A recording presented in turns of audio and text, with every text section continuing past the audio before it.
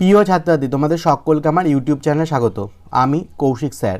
তোমরা এখন দেখছো কৌশিক ম্যাথস হাব, উচ্চ মাধ্যমিক সাজেশন 2024, ক্লাস 12 ম্যাথামেটিক্স সাজেশন 2024, ডিটারমেন্ট সম্পূর্ণ সমাধান সহ। হ্যাঁ, সম্পূর্ণ সমাধান সহ কিন্তু তোমাদেরকে এই ভিডিওটা শেয়ার করছি। Class 12 mathematics suggestion 2024।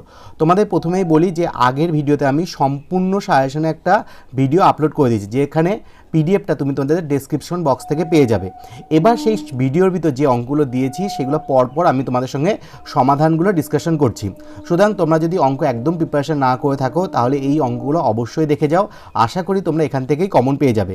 প্রথমে দেখো যে অঙ্কগুলো দিয়েছি আমি সেইগুলো তোমাদের সামনে তুলে ধরছি, তারপর তোমাদের একটা একটা করে সমাধান দেখাচ্ছি।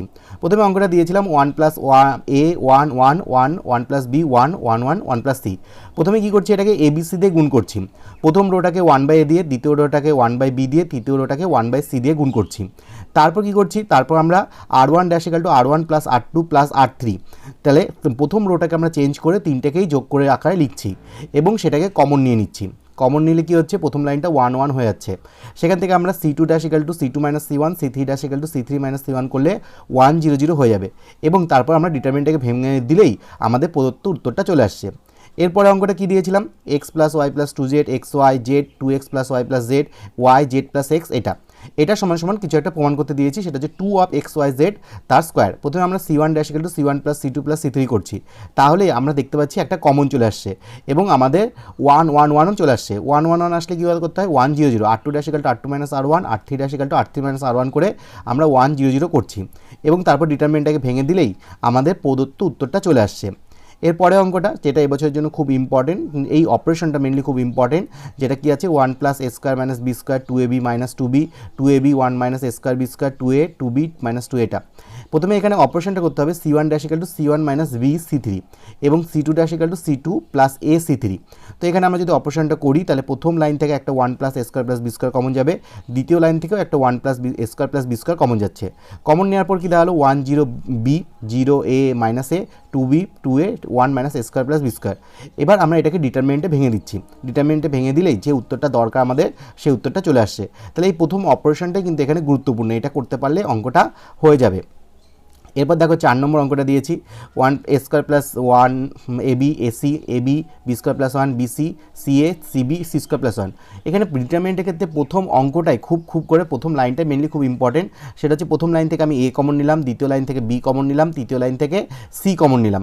তাহলে কি হচ্ছে, কমন যদি নিই তাহলে এরকম দেখতে আসছে। এবার কি করছি, এর পরের লাইনে আবার রো বরাবর কলম কমন নিয়েছিলাম, কলম বরাবর সেটাকে গুণ করে দেবো। প্রথম কলমটাকে a দিয়ে গুণ করলাম, দ্বিতীয় কলমটাকে b দিয়ে গুণ করলাম, তৃতীয় কলমটাকে c দিয়ে গুণ করলাম এবং তারপর c1 = c1 + c2 + c3 করলে আমরা দেখতে পাচ্ছি a² + b² + c² + 1টা কমন চলে আসছে এবং ওই জায়গাটা 1 1 1 হয়ে যাচ্ছে। সেখানে r2 = r2 - r1, r3 = r3 - r1 করলেই 1 0 0 চলে আসছে এবং ওইটাকে আমরা ভেঙে দিলেই প্রদত্ত যে উত্তরটা আছে সেই উত্তরটা আমরা পেয়ে যাচ্ছি। ঠিক আছে, তাহলে এখানে প্রথম দুটো লাইন কিন্তু খুব গুরুত্বপূর্ণ, কীভাবে অঙ্কটাকে সাজাবো সেটাই বেশি গুরুত্বপূর্ণ। তাহলে হচ্ছে আমরা পরে অঙ্কটা দেখতে পাচ্ছি যে b + c² a² b² a + c² b² c² a + b²। আমার মতে এই অঙ্কটা এবছরের জন্য খুব গুরুত্বপূর্ণ। প্রথমেই তোমাদের যে অপারেশনটা করতে হবে, c1 = c1 - c3, c2 = c2 - c3।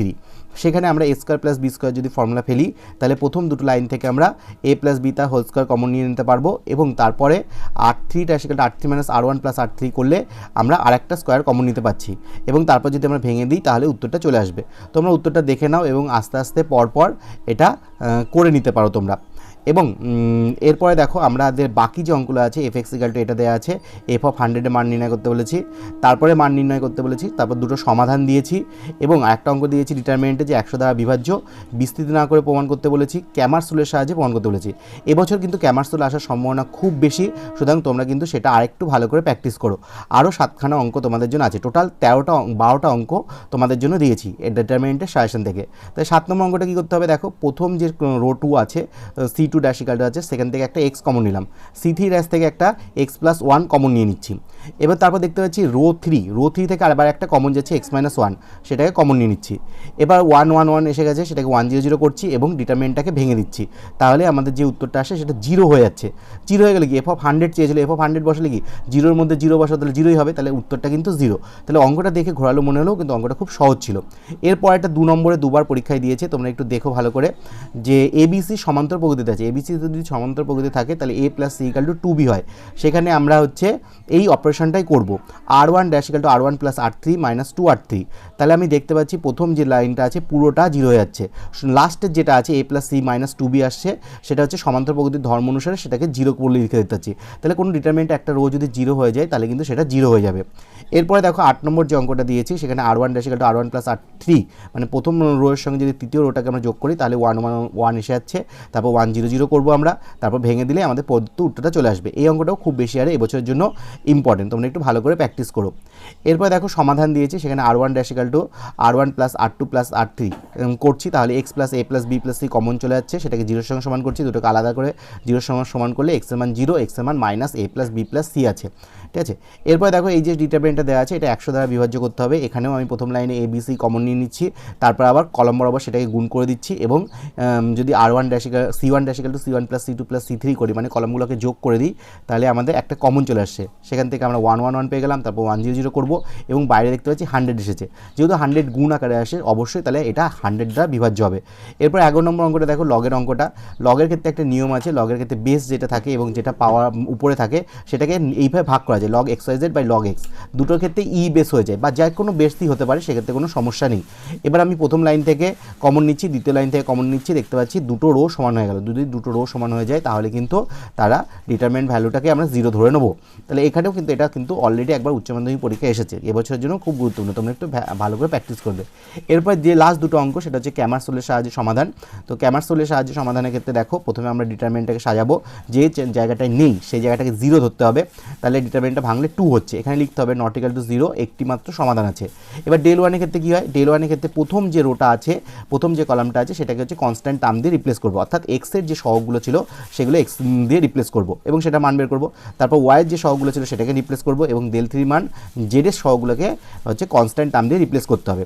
Replace করার পর আমরা জানি ফর্মুলা ক্যামারসোলের সাহায্যে x equal to del 1 by del, y equal to del 2 by del, z equal to del 3 by del, মানগুলো বসালে আমরা 3 2 6 পাচ্ছি।